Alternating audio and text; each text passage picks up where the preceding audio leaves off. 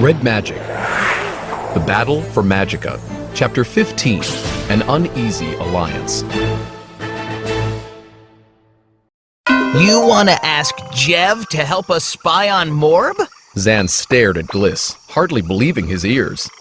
Are you kidding? Maybe Gliss is right. Perta said. I know Jev's not your favorite person, Zann, but he's good at magic. So what? Zann said. Lots of people are good at magic. We can ask your parents to help instead. Or maybe one of our teachers, or the mayor. It would take too long to explain everything to them. Gliss pointed out. Besides, Jev will definitely do it if I ask him. Zann couldn't believe the girls were seriously thinking about going to Jev for help. He glanced at Darb, expecting his friend to be on his side. Darb had a thoughtful look. Well, it's not a bad idea, He said. Let's go find him, Perta said. Before Zann could say another word, the others were hurrying out of the hollow. He had little choice but to follow. Soon, they were all hiding in a clump of trees near Jev's house. Jev was in the yard playing with his pet dragon, but they didn't dare call to him. By now, it was afternoon, and there were a lot more people around than there had been earlier. They all knew that Morb could be awake and lurking out there somewhere. I wish we could just use a summoning spell. Perta complained. Living without magic is hard. I have an idea. Darb reached into his pocket for a pencil and paper. Scribbling a note, he held it out to Zing. Take this to Jev, okay, buddy? At first, Zing didn't understand what Darb wanted. He tried to eat the note, and then he tried to roast it.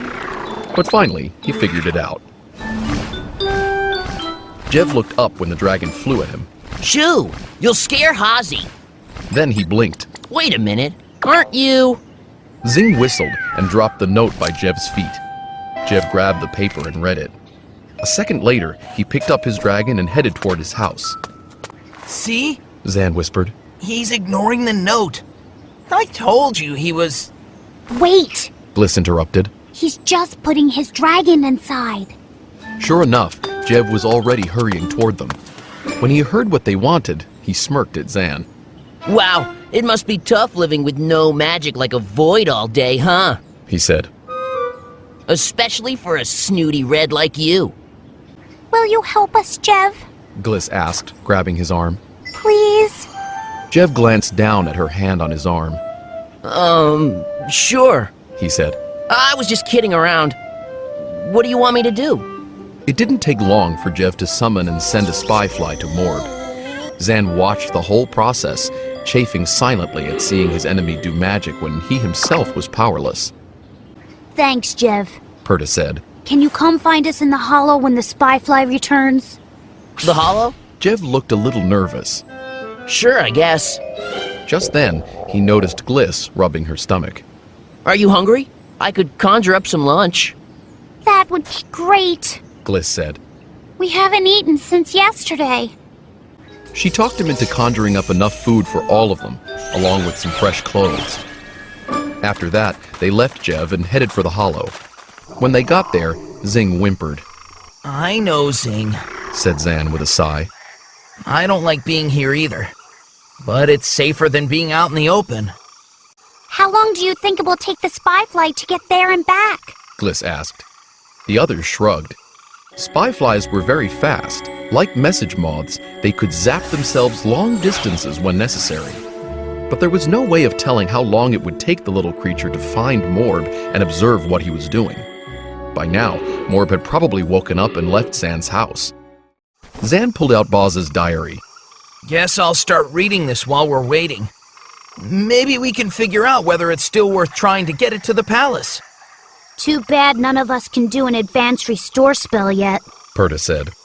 Maybe we could take the diary to Professor Liblo. It was dangerous enough to leave the hollow to find Jev. Darb said. Morb and his trolls could be anywhere. He's right. Zann agreed. Besides, we don't even know if we need a restore spell yet. Zann opened the diary to the first page. For a moment, he just stared at his grandfather's familiar loopy handwriting. Zann had always found it strange that Boz, a highly accomplished magic master, chose to record his life in such an old-fashioned and non-magical way.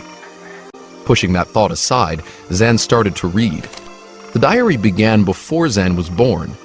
In fact, one of the earliest entries mentioned Zann's mother, Boz's daughter, meeting a handsome young explorer. Dad. Zann murmured, tracing his father's name. It was tempting to read everything about his parents' early days together. He knew he didn't have time, though. He skimmed over some entries about Boz's day-to-day life as a magic master.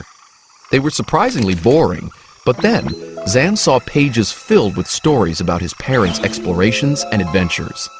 I can go back and read those later, when Boz is safe, he told himself. He tore his gaze away from a description of his own third birthday party and continued flipping through the diary. The next few pages were missing. When Zann turned to the next legible page, a familiar name jumped out at him in bold, angry letters. His grandfather had scrawled, Morb.